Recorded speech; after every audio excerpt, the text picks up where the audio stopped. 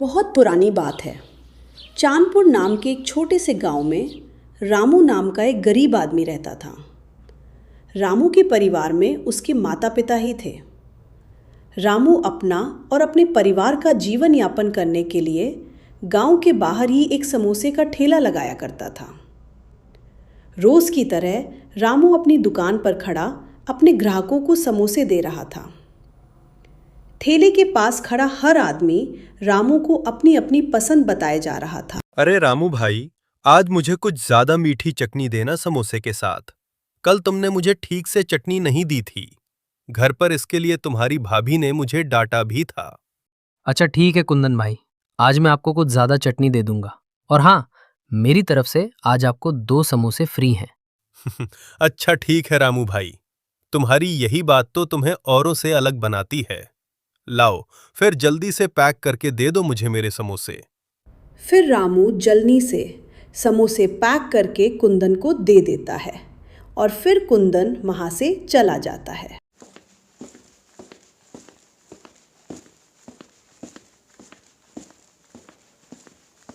अरे रामू भाई, जरा 2 प्लेट समोसे कर देना तो।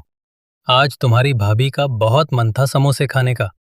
मैंने मना किया था कि तुम रहने दो, मैं जाकर ले आता हूँ। लेकिन तुम्हारी भाभी बोली कि आज तो वो दुकान पर ही आकर समोसे खाएंगी। और नहीं तो क्या। अब इसमें मैंने ऐसा क्या कह दिया? आखिरकार मेरी बात सही है या फिर नहीं? अच्छा रामू भैया, आप ही बताओ कि समोसे गरम गरम और ताजे अच्छे लगते हैं या फिर ठंडे? बात तो सही है भाभी जी। वैसे समोसे जितने ताज़े और गरम होते हैं उतना ही स्वाद आता है। और ताज़े गरम समोसों का तो क्या ही कहना, मन खुश हो जाता है। अच्छा ठीक है भाई, तुम्हारी ही बात मान ली है मेरी भाग्यवान। और रामू भाई, अब देर ना करो, बस जल्दी से 2 प्लेट गर्मा गर्म समोसे लगा दो। फिर रामू जल्दी से समोसे लगाकर दोनों को खाने के लिए दे देता है और फिर वो दोनों समोसे खाकर वहां से चले जाते हैं।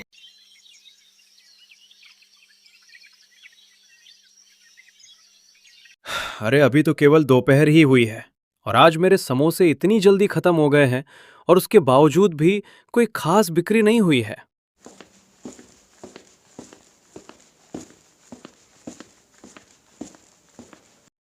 अरे रामू भैया, जरा 1 प्लेट समोसा लगा देना। माफ करना चंदन भाई, समोसे तो खत्म हो गए हैं। खत्म हो गए हैं? क्या दिन देखना पड़ रहा है आज। जिस भी दुकान पर जा रहा हूं, सभी के पास खाली यही एक जवाब है कि समोसे खत्म हो गए हैं। चल बेटा चंदन, आज तो तुझे बिना समोसे खाए ही वापस जाना पड़ेगा। इतना कहने के बाद फिर चंदन वहां से चला जाता है। तभी रामू और चंदन की बातों को सुनकर बगल की दुकान वाला मोहन रामू के पास आता है।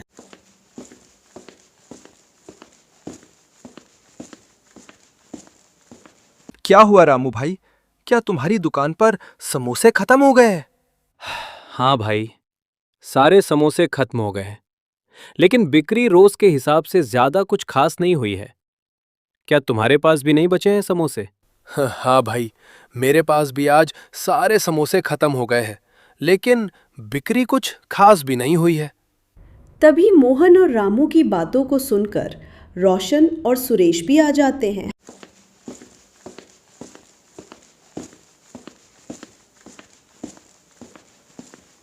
भाई हमारी दुकान पे भी आज समोसे पूरी तरह से खत्म हो गए, लेकिन बिक्री बिल्कुल भी नहीं हुई है।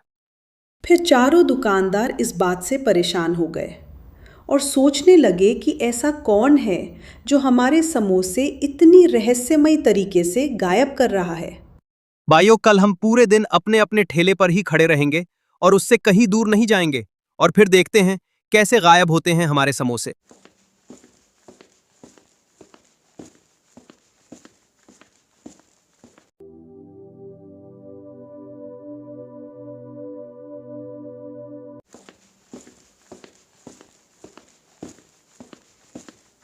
बेटा रामू, क्या हुआ?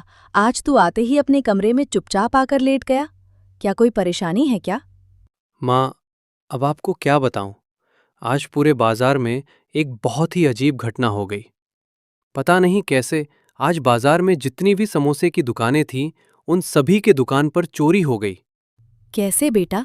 क्या तेरी भी दुकान पर चोरी हो गई समोसों की? हाँ माँ, मेरी भी दुकान पर चोरी हो गई। आज तो ठीक से काम भी नहीं हुआ है और ना ही कुछ ज्यादा कमाई हुई है।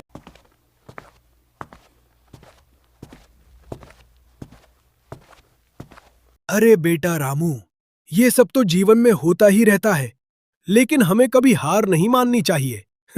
चल अब खाना भी खाने, ऐसे उदास नहीं बैठा जाता है। जी ठीक है पिताजी, लेकिन आपकी दवाइयों का क्या होगा? बेटा तू चिंता ना कर, भगवान सब कुछ देख रहा है, वही इंतजाम करेगा सब। अब चलो चलकर थोड़ा सा खाना खा लो। फिर रामू और उसके माता पिता सभी जाकर एक साथ खाना खाने बैठ जाते हैं।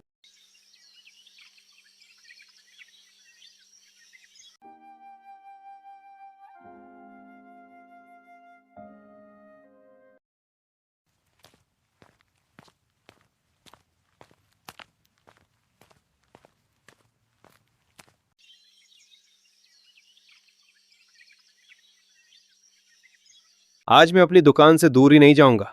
फिर देखता हूं कैसे चोरी होते हैं मेरे समोसे।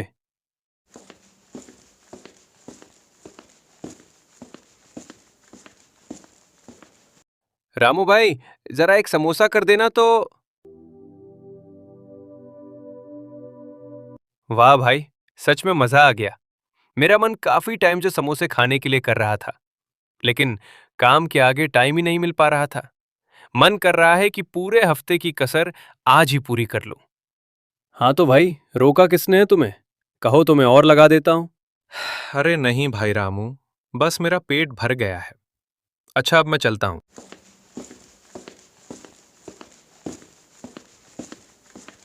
हरिया के जाने के बाद रामू फिर अपने काम में व्यस्त हो जाता है।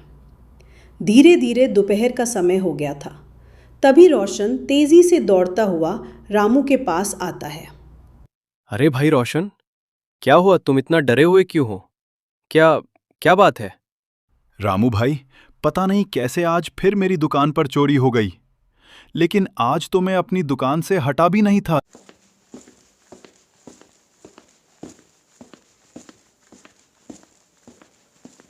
अच्छा रोशन, मुझे ये बताओ कि तुम्हारी दुकान पर जब चोरी हुई थी, उससे पहले तुम्हारी दुकान पर आखिरी ग्राहक कौन आया था? आखिरी ग्राहक तो अपने ही गांव का लोटन आया था, लेकिन उसने कुछ खाया भी नहीं। बस मुझसे पूछा कि समोसे हैं या फिर नहीं, तो मैंने हाँ में जवाब दिया था। और फिर उसके बाद लोटन बिना कुछ बोले वहां से चला गया था। मोहन भाई, हो ना हो, मेरे हिसाब से ये लोटन ही है जो हमारे समोसे की चोरी करता है। क्योंकि जब मेरे समोसे चोरी हुए थे ना, उस दिन मेरा भी आखिरी ग्राहक लोटन ही था, लेकिन उसने कुछ खाया नहीं, बस पूछ कर चला गया था। हाँ यार रामू, मुझे भी लगता है, क्योंकि उस दिन लोटन के बाजार में आने के बाद ही ये सारी घटनाएं हुई थीं। रामू, हमें ना एक प्लान बनाना पड़ेगा लोटन को पकड़ने के लिए। फिर सभी लोटन को रंगे हाथ पकड़ने के लिए एक प्लान बनाते हैं। और फिर दूसरे दिन जब लोटन उनकी दुकान पर आकर समोसों के बारे में पूछकर चला जाता है, तो वे सभी उनके समोसों को चोरी करने आने वाले लोटन को पकड़ने के लिए अपना ध्यान दुकान पर से हटा देते हैं। और फिर तभी लोटन चुपचाप वहां आ जाता है, और जैसे ही वो मोहन की दुकान के नीचे से उसके समोसों को उठाने की कोशिश करता है, वैसे ही सभी लोटन को पकड़ लेते हैं। हाँ बच्चा, आज आया तो हमारी पकड़ में।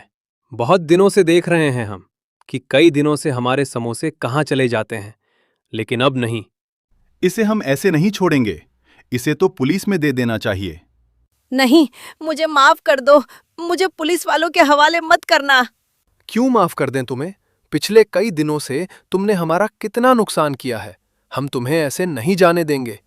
नहीं नहीं, मैं अब से कोई चोरी नहीं करूंगा, मुझे माफ कर दो, मुझे पुलिस में मत देना।